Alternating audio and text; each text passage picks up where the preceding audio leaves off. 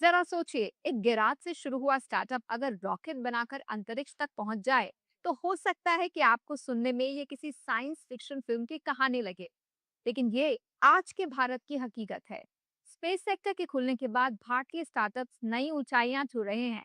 कोई देश का पहला निजी रॉकेट बना रहा है, तो कहीं भविष्य की रीयूजेबल स्पेस तकनीक पर काम हो रहा है। ये कहानी उस नए भारत की है जो अंतरिक्ष को अपनी अगली मंजिल बना चुका है। आज हमारे देश के स्टार्टअप्स न सिर्फ जमीन पर बड़े बदलाव ला रहे हैं, बल्कि अंतरिक्ष में भी अपनी एक नई पहचान बना रहे हैं। जिन स्टार्टअप्स के लिए स्पेस सेक्टर के दरवाजे सालों तक पूरी तरह बंद थे, आज वहां 21वीं सदी का नया भारत पुरानी बंदिशों को तोड़कर आगे बढ़ रहा है। साल 2020 में जैसे ही देश ने अपने स्पेस सेक्टर के दरवाजे खोले, हैदराबाद में शुरू हुए एक ऐसे ही स्पेस टेक स्टार्टअप ने इतिहास की नई इबारत लिखना शुरू कर दिया। यहाँ के वैज्ञानिकों ने मिलकर ठाना कि देश का पहला निजी रॉकेट अंतरिक्ष में जाएगा।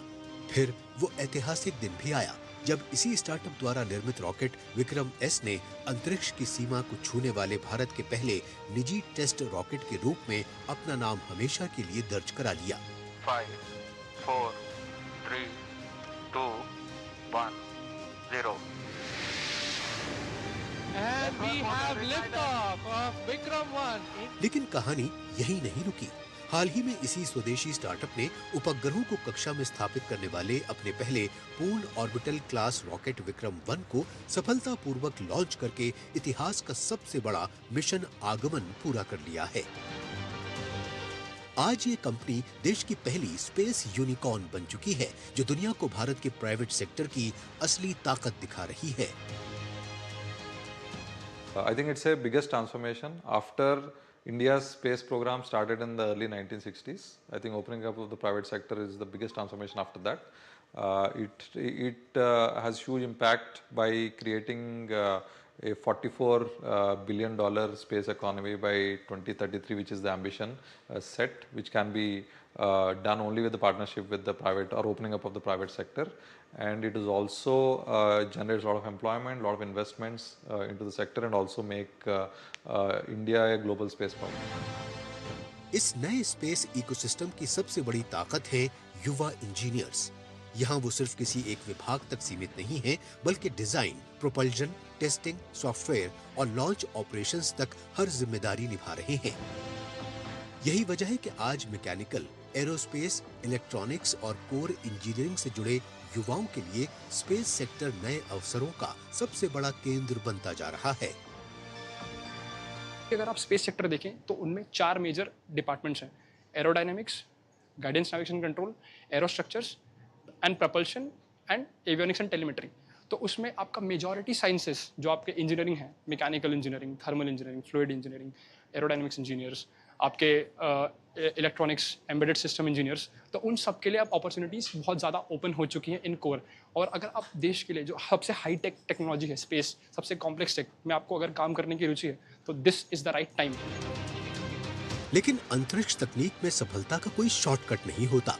रॉकेट लॉन्च होने से पहले हर सिस्टम की सैकड़ों बार जांच होती है, क्योंकि असली परीक्षा उड़ान के उसी पल में होती है। इसलिए यहाँ काम करने वाले युवा इंजीनियर हर संभावित चुनौती का पहले से अनुमान लगाते हैं और उसके समाधान पर लगातार काम करते रहते हैं।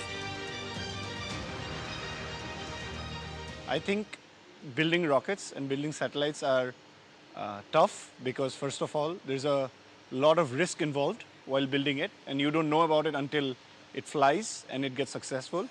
So solving those problems and thinking ahead of the curve and thinking beyond what is in front of you is something that we face every day here at Skyroot, and that is something that Skyroot is trying to solve every day. अब बात सिर्फ नए rocket बनाने की नहीं है।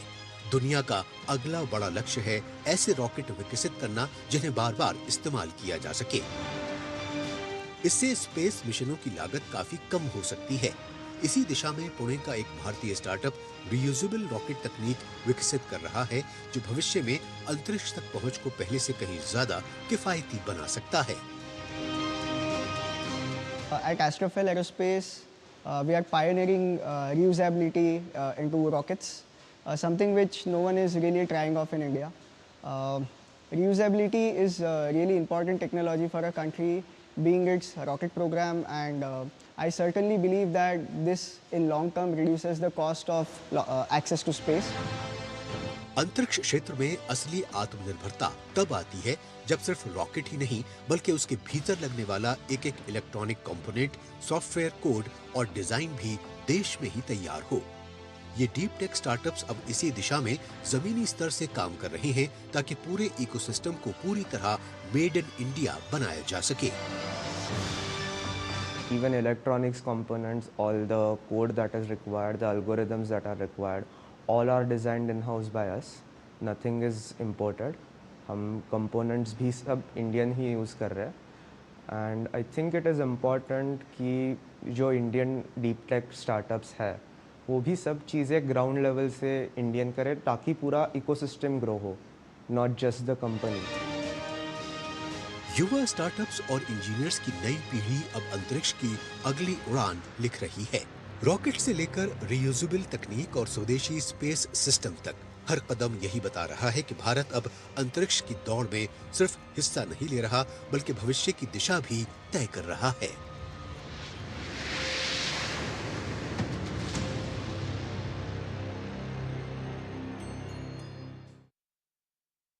एक समय था जब स्कूलों में बच्चों से पूछा जाता था